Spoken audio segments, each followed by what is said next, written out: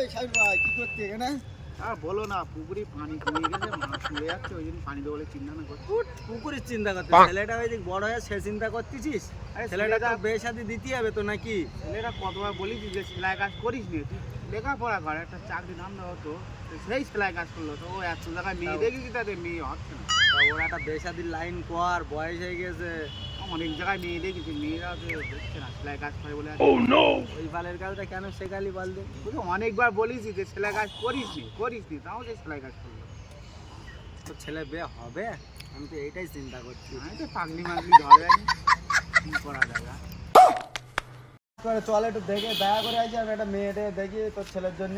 তাহলে এই কারখানায় কাজ করে। চল দেখে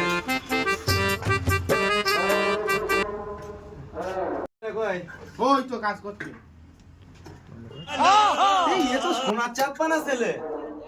এই তুই আমার সাথে কাল থেকে জোগাড়ে কাজে চল, তোর এক সপ্তাহের মধ্যে আমি বেঁধে পারলে আসবো। চল কাল থেকে আমার সাথে সেলাই জোগাড়ে কাজে চল, সেলাই কাজটা বন্ধ কর।